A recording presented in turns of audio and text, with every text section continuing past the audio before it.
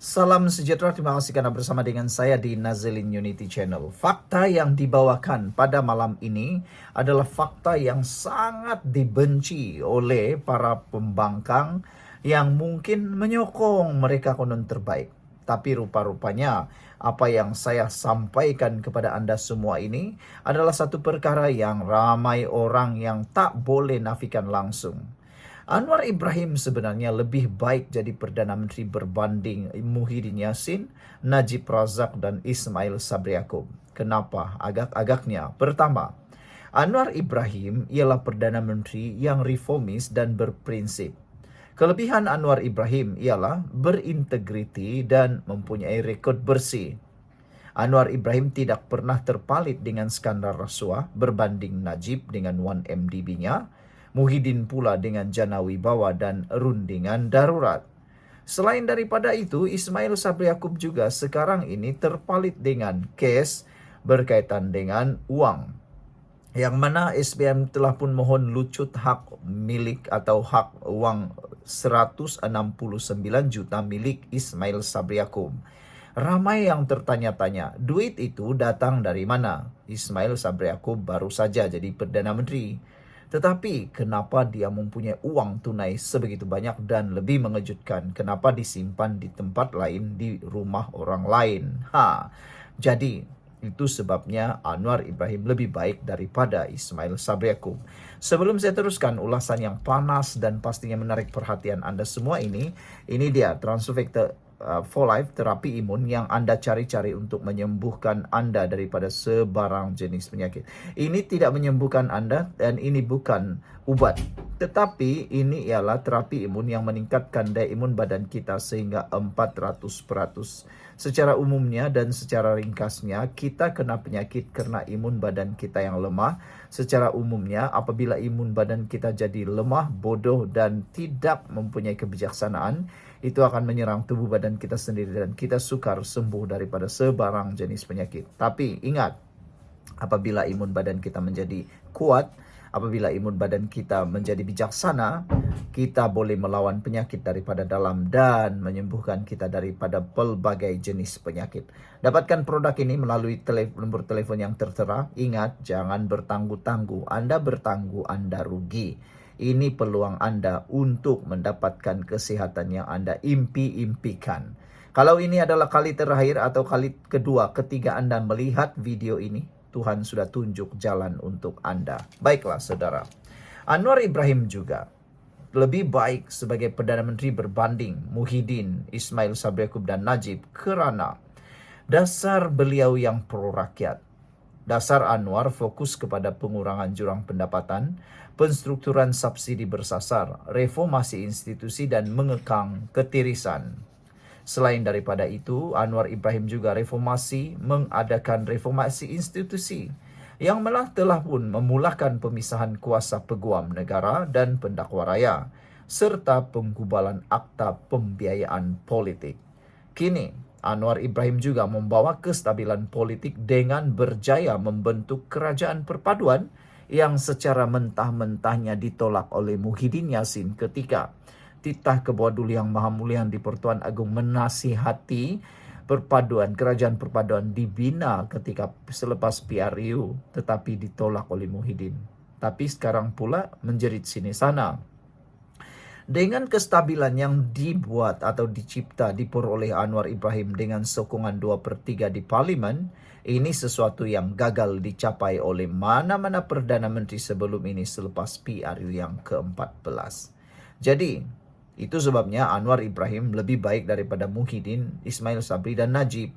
Selain itu, Muhyiddin Yassin juga Perdana Menteri keduta dan gagal urus krisis. Kekurangan Muhyiddin ialah naik melalui langkah Sheraton. Muhyiddin bukan menjadi Perdana Menteri melalui pilihan raya. Dia hanya naik kerana nasib yang baik karena adanya langkah Sheraton. Ini adalah rampasan kuasa yang mencetuskan ketidakstabilan politik negara yang berpanjangan, bahkan sampai sekarang seakan-akan yang boleh menjadi ikutan sampai bila-bila. Muhyiddin juga gagal urus pandemik secara sistematik. PKP kerap berubah-ubah, bantuan lambat sampai dan ramai yang terkesan.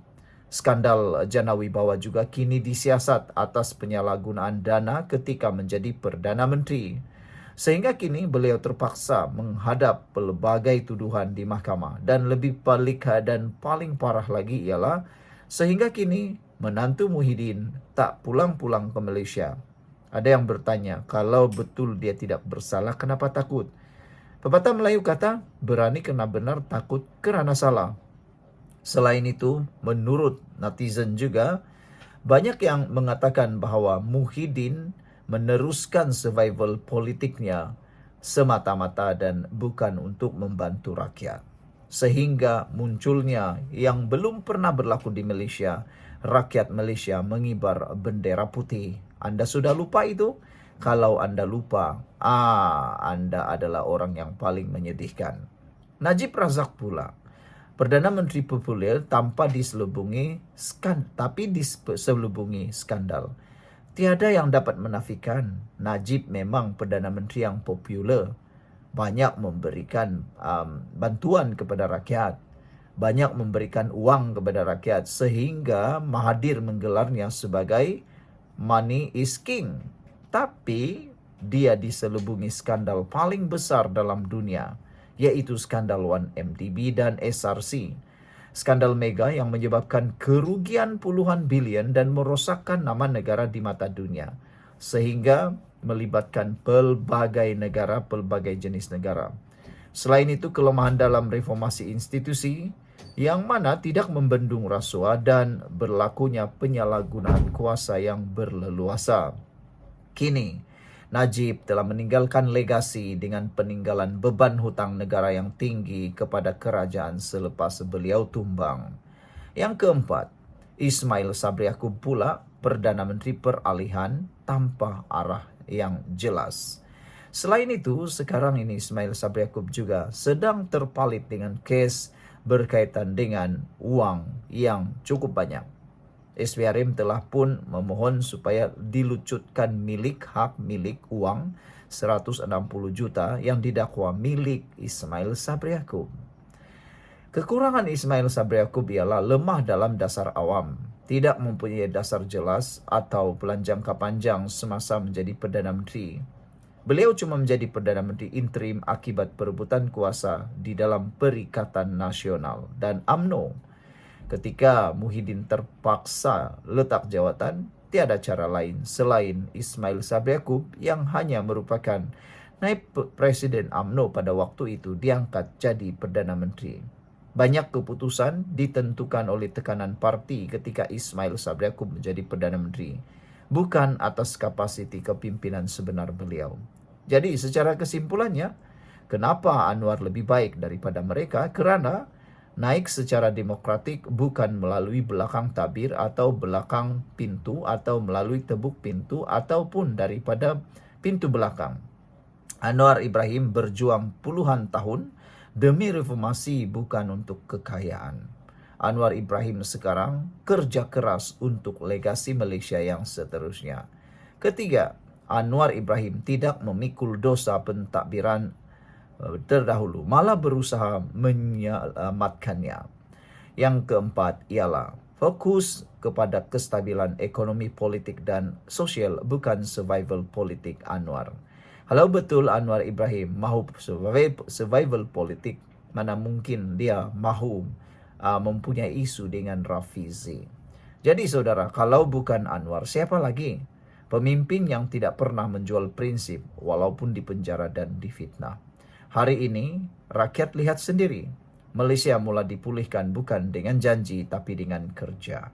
Sekian untuk kali ini. Jangan lupa tinggalkan komen anda. Kita jumpa lagi. Bye-bye.